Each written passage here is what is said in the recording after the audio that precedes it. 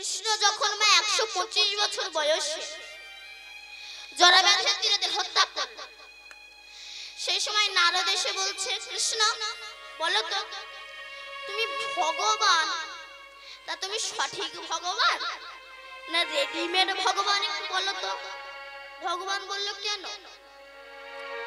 বলে তুমি যদি ভগবান হবে তো সামান্য জরাব্যাধির তীরে তুমি দেহ ত্যাগ করছো কেন? তুমি তো ফু দিয়ে উড়িয়ে দিতে পারবে, জরাব্যাধির তীরে দেহ ত্যাগ করছো কেন? তখন গোবিন্দ বলছে,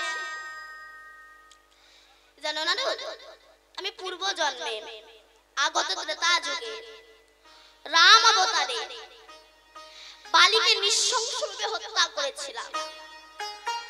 জানো তো বালিকে হত্যা করেছিল, ওই যে বালিকে একটা আশীর্বাদ দেওয়া ছিল, তার মুখোমুখি সামনাসামনি দাঁড়িয়ে যে যুদ্ধ করবে তার অর্ধেক শক্তি বালির হয়ে যাবে, তার হয়ে যাবে।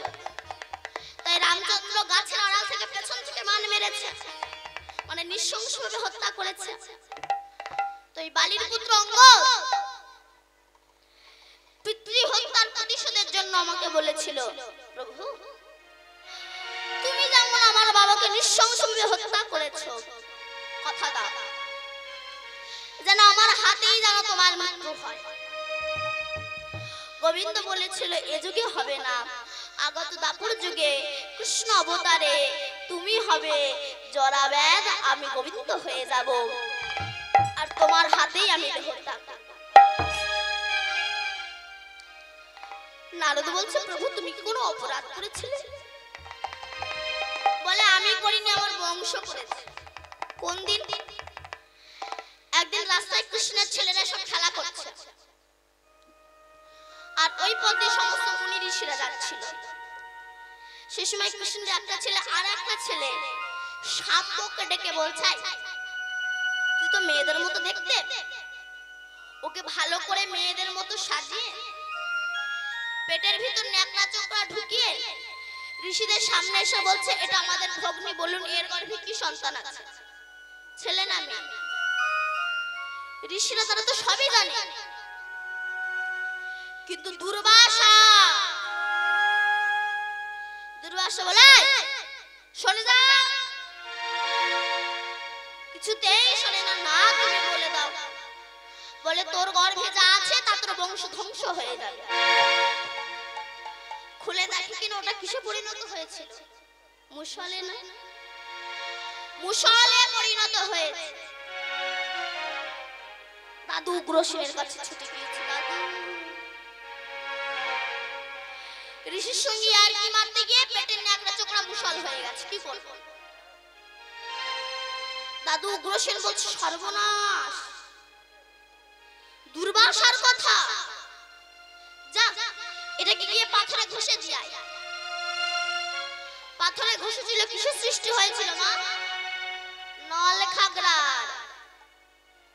আর বাকি যে অংশ সেটাকে তো ধরতে পারছে না, সেটাকে প্রভাসের তীরে ছুঁড়ে ফেলে দিয়েছিল। আর একটা বোয়াল মাছ ওই মুষলটাকে গিলে নিয়েছে। এক জেলে ওই মাছটাকে যখন ধরে নিয়ে গেল, পেটটা চিরল, মুষলটা পেল, মুষলটাকে নিয়ে রাস্তায় ছুঁড়ে ফেলে দিল। জরাব্যাধ ওই মুষলটাকে পেয়ে তীরের ফলক, ফলক মানে তীরের সামনে যে ত্রিকোণা মতো ধারালো যেটা থাকে, তৈরি করে সোজা চলে এলেন প্রভাসের তীরে। সেখানে আমার গোবিন্দ নিম গাছের ডালে বসে পা দোলাচ্ছিলেন।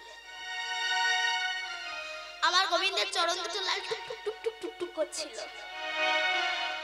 জরাব্যাধ পাখি ঠোঁট মনে করে তীর মেরেছে, আর সেই তীরে আমার গোবিন্দ দেহ ত্যাগ করেছে। অনেকে বলে গোবিন্দ মারা যাওয়ার পরে তাকে নাকি সদ্দাহ করা হয়েছে। তিনি অক্ষয়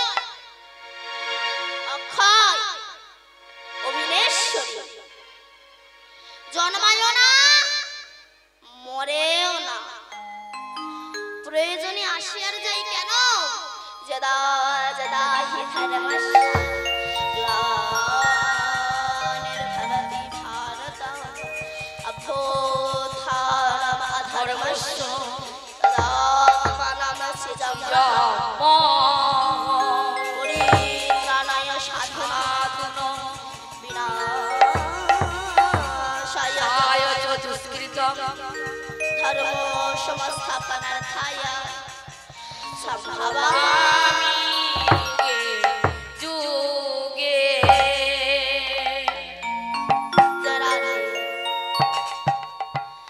সাধুদের পরিত্রাণ দেওয়ার জন্য, ভক্তদের উদ্ধার করার জন্য, অভক্তদের বিনাশ করার জন্য তিনি যুগে যুগে আসে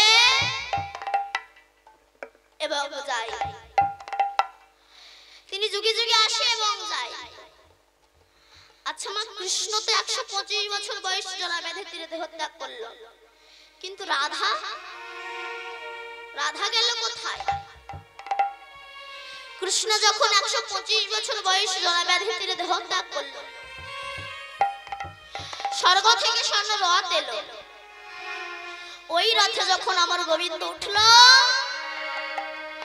সেই সময় রাধা রানী আমার অষ্টসখীকে নিজের দেহের মধ্যে নিয়ে কৃষ্ণের দেহে বিলীন হয়ে গেল। এক দেহ ধরে আমার গোলক বৈকুণ্ঠে চলে গেলেন। কৃষ্ণ যখন চলে গেলেন তখন ধর্ম শূন্য পৃথিবী। যে দেশে কৃষ্ণ নাই সে দেশে ধর্ম থাকতে পারে না। তেমনি যে দেহে কৃষ্ণ নাই, ধর্ম শব্দের অর্থ কি? ধারণ করে রাখা। কাকে? আমার গুরু গোবিন্দের চরণ যে বক্ষে ধারণ করে রাখতে পেরেছে, সেই প্রকৃত ধর্ম করতে পেরেছে। যে আমার গুরু গোবিন্দের চরণ বক্ষে ধারণ করতে পারিনি, তার কাছে ধর্ম কোনোদিনও হতে থাকতে পারে না। তাই কৃষ্ণ চলে গেছে, ধর্ম শূন্য পৃথিবী হয়ে গেছে। কারণ যেখানে গোবিন্দ নাই, যেখানে আমার হরি নাই, যেখানে আমার দয়াময় নাই, সেই জায়গাটা কোনোদিনও ধর্ম থাকতে পারে না। সেখানে অধর্মের বা সেখানে ধর্ম থাকতে পারে না।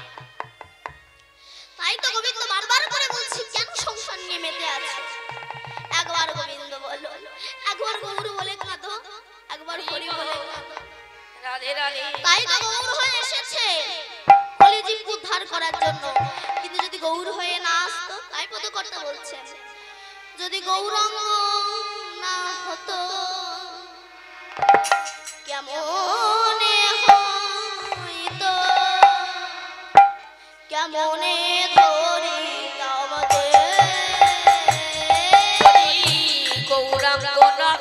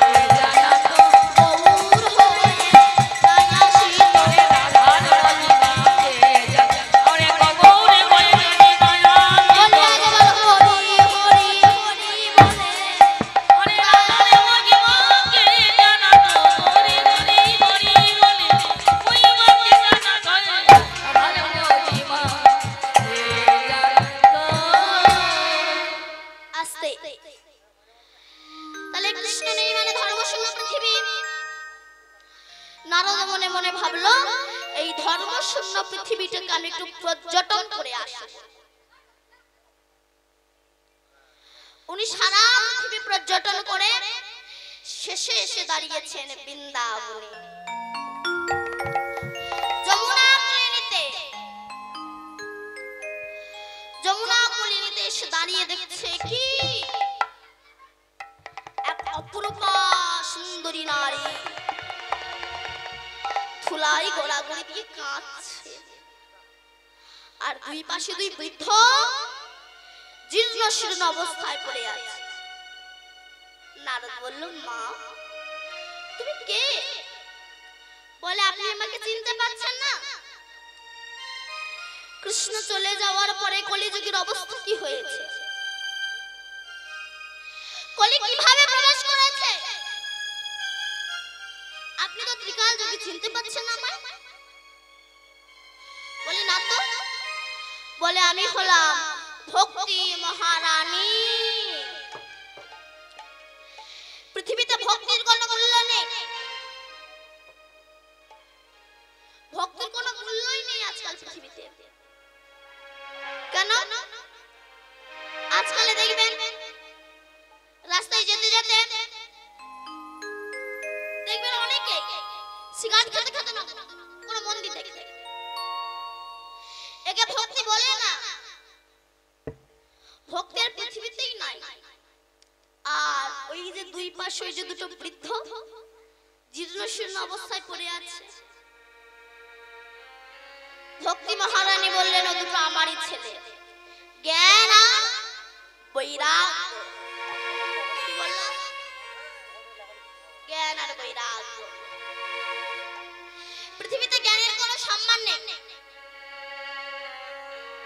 আপনি কোন ইয়ং ছেলেকে জ্ঞান দিতে যাবেন, সে বলে আপনার জ্ঞানের দরকার নেই, আমার যথেষ্ট জ্ঞান আছে, আমি পড়াশোনা জানি। তুমি পড়াশোনা জানো বটে বাবা, কিন্তু জ্ঞানের বড় অভাব। কেমন? বাবার কাছে টাকা পায়, বাবা ছেলে বসে আছে, এখন টাকার মালিক তাগাদা করতে আসছে। বাবা বলছে, এই খোকা শোন, ওই যে ভদ্রলোক আমার কাছে 10,000 টাকা পায়, এসে যদি বলে বাবা কোথায়, তুই বলবি বাবা বাড়িতে নাই। বলে, তুমি যদি জানতো বাবা চাচা বলছো না বলবি। এখন টাকা দেবে না বলে ও ঘরে এসে শুয়ে পড়ে মাথা যখন ঢাকতে গিয়েছে কথা দিয়ে এক হাত পা বেরিয়ে গিয়েছে। টাকার মালিক এসে বলছে, আরে বাবা কই? বলে, বাবা বাড়িতে নেই, একটু আগে ছিল। বলে, চলে গেছে। বলে, আয়, ওই যে ঠ্যাং দেখা যাচ্ছে, ঠ্যাং কাটে। বলে, তো শুধু ঠ্যাং, বাবা বাড়িতে ঠ্যাং রেখে চলে গেছে। যেমন শুধু ঠ্যাং বাবা নাই, জগতে কিছু কিছু মানুষ আছে শুধু মানুষ, অসভ্যদের কাণ্ড জ্ঞানটা নাই। কাণ্ড জ্ঞানটা থাকা দরকার। পৃথিবীতে জ্ঞানের কোনো সম্মানই নেই। কেন? আজকাল দেখবেন আপনি ললাটে তিলক সেবা করে, গলায় ত্রিকণ্ঠী মালা পরে, হাতে জপের মালা নিয়ে, মুখে নাম নিয়ে রাস্তা দিয়ে যান, আপনার কোনো সম্মান নেই। কিন্তু একটা সুল্লুখর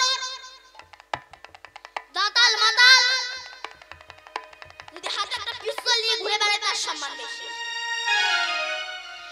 এ জগতে যারা মঙ্গল করে তাদের সম্মান নেই, যারা অমঙ্গল করে তাদের সম্মান বেশি। কেমন? যেমন ডুমুর, ডুমুর চেনেন? চেনেন ডুমুর? ডুমুর চেনেন না? কুমড়োর মতো হয়,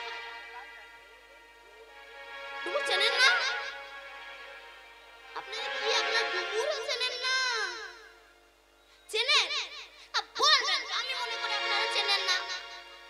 ডুমুর ভালো ভিটামিনও আমরা খাবো না, কচু শাক ভিটামিন আমরা খাবো না, কিন্তু যে ফুলকপি যা খেলে গুষ্টির গ্যাস্ট্রিক হয়, তাই আমরা 100 টাকা কেজি কিনে খাই। এ জগতে যারা মঙ্গল করে তাদের সম্মান নেই, যারা অমঙ্গল করে তাদের সম্মান বেশি। আর বৈরাগ্য এরও কোনো সম্মান নেই। কেন? দুই ভাই বাবাকে পুড়িয়ে এসে এক ভাই আরেক ভাইয়ের মাথায় বাড়ি মারছে কেবল দু হাত জায়গার গাড়ি। অতএব কৃষ্ণ শূন্য পৃথিবীতে ভক্তি মহারানী জ্ঞান আর বৈরাগ্যের অবস্থা খুব খারাপ। শুধু ভক্তি মহারানী জ্ঞান বৈরাগ্যে অবস্থা খারাপ না, আমাদের অবস্থাও খুব খারাপ। কেন অবস্থা খারাপ? কেন? ওই যে তোর নাম করি না বলে কথা দিয়ে কথা রাখলাম না, এই জন্য আমাদের অবস্থাও খুব খারাপ। তাই গৌর হরি বলছে দেরি করো না, তোমরা সবাই মিলে হরি ভজন করো। তাই আজ সুরধ্বনির তীরে আমার গৌরাঙ্গ মহাপ্রভু পার্শ্বদগণকে নিয়ে খেলা করছে। গাইবেন তো না? আচ্ছা, সবাই মিলে গাইবেন। ভজ শ্রী কৃষ্ণ কহ শ্রী কৃষ্ণ লহ শ্রী কৃষ্ণের নাম রে।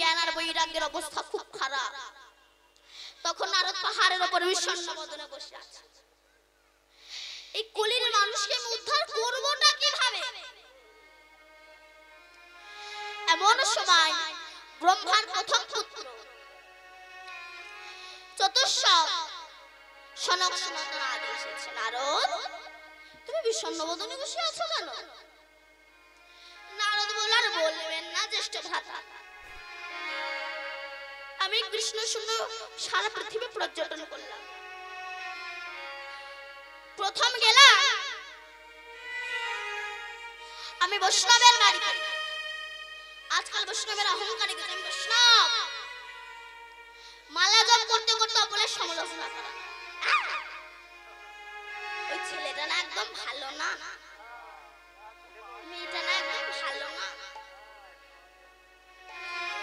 আরে ওরা যে ভালো না, ওদেরকে ভালো করাটাই তো তোমার কর্তব্য। কোন আমিষভোজী ব্যক্তি যদি বাড়িতে আসে, এত উঁচু থেকে তরকারিটা দেবে, সেই তরকারিটা তার জামাই পরে তার জামা কাপড়টাই নষ্ট। ওসব ভণ্ডামি দরকারটা কি আছে বলুন তো? আবার দেখবেন কিছু কিছু মানুষ আছে আমরা ছুঁয়ো না ছুঁয়ো না, এই ছুঁয়ো না ছুঁয়ো না আপনাদের দেশে আছে কিনা আমি জানি না।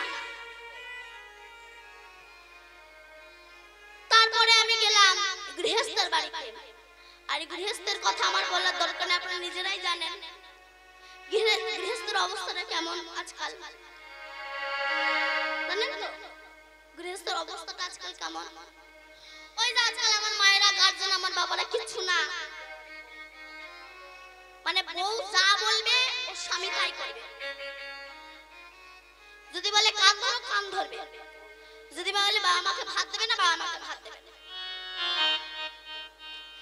তারপরে আমি বৃন্দাবনে এসে যমুনা কুলে নিতে জ্ঞান বৈরাগ্যের অবস্থা দেখে আমি মনে মনে ভাবছি এই কলির মানুষকে আমি উদ্ধার করবো কিভাবে। তখন চতুষ্পদ বললে এক কাজ করো নারদ, তুমি ভাগবত রচনা করো। কিন্তু তখন তো ভাগবত সৃষ্টি হয়নি। মহিষী পরাশরের পুত্র কৃষ্ণ দ্বৈপায়ন বেদব্যাস নামটা হলো কেন? কৃষ্ণের মতো তার অঙ্গকান্তি ছিল বলে নাম হয়েছে কৃষ্ণ। দ্বীপে জন্মগ্রহণ করেছে বলে নাম হয়েছে দ্বৈপায়ন। আর বেদকে চারখানা ভাগে বিভক্ত করেছে বলে নাম হয়েছে কৃষ্ণ দ্বৈপায়ন বেদব্যাস। রাধে রাধে। এই কৃষ্ণ দ্বৈপায়ন বেদব্যাস মনে মনে ভাবছেন আমার সমস্ত শাস্ত্র গ্রন্থ রচনা করা হয়ে গেছে, এবার আমি একটু সাধনায় যাব। স্নান করতে গিয়েছেন, নারদ ভাবলো বেদব্যাস যদি চলে যায় তাহলে ভাগবত রচনা করবে কে?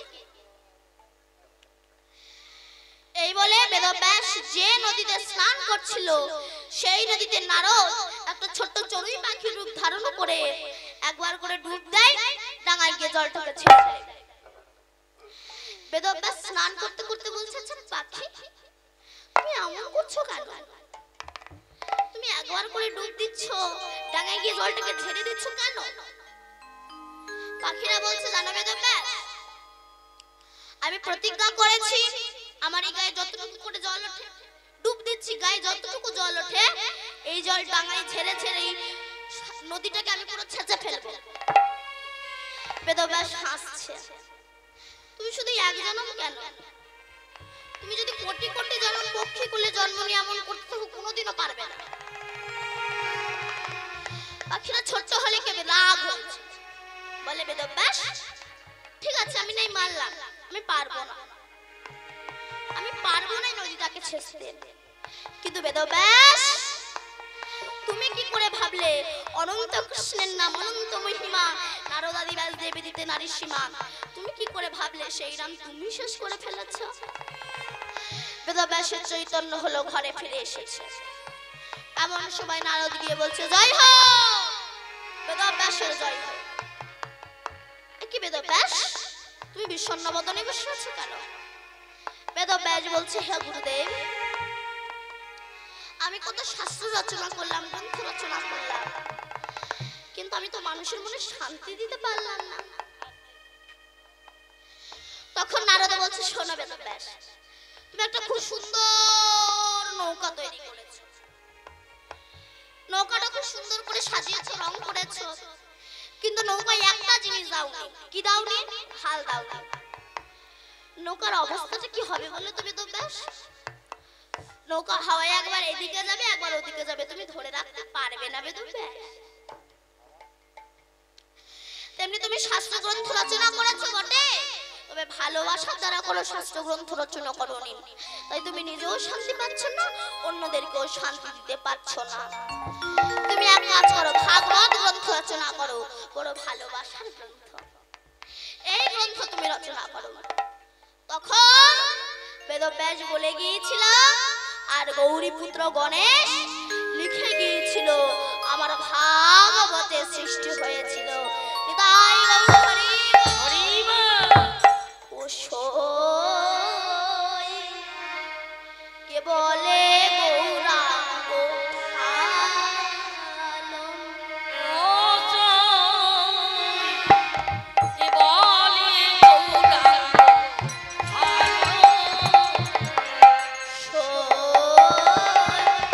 কে বলে গৌরাঙ্গ ভালো।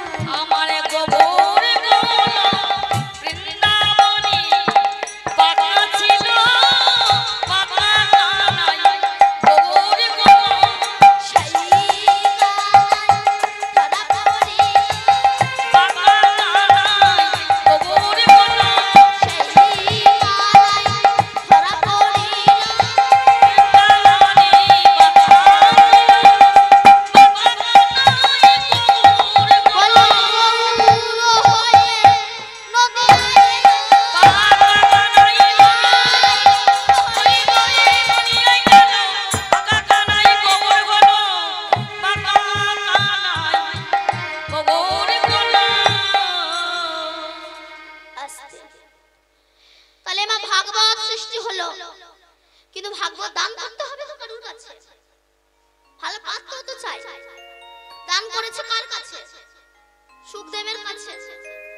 কিন্তু সুখদেবের তো জন্ম হয়নি, সবাই স্টাডি পিওর। একদিন নারদ দুর্গার কাছে গিয়েছে, মামি ও মামি। দুর্গা বলছে কি হয়েছে রে নারদ? নারদ বলে মামি মামা তোমাকে ভালোবাসে। বলে হ্যাঁ ভালোবাসে। বলে কতটা ভালোবাসেন, তার ডিজাইনটা কি? এখন কোন মামি কি বলতে পারে তার মামা বলতে পারে? বলে না না খুব ভালোবাসে। নারদ বলে না মামি,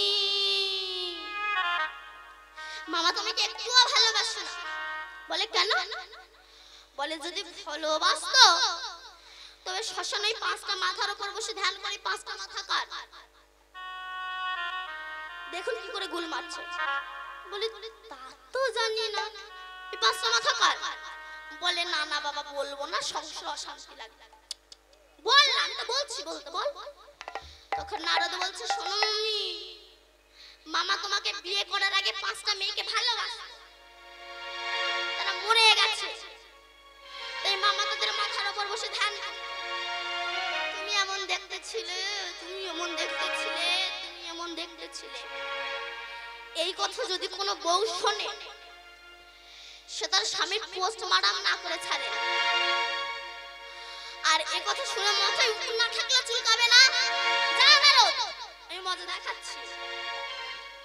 সেই সময় নারদ শ্মশানের উপর দিয়ে যাচ্ছে, শিবের সঙ্গে দেখা হচ্ছে। বলছে ও মামা, মামা মামি তোমাকে এক্ষুনি বাড়ি যেতে বলেছে। বলে এখন তো বাড়ি যাওয়ার কথা না, তুমি কোনো গুল মেরে এলে?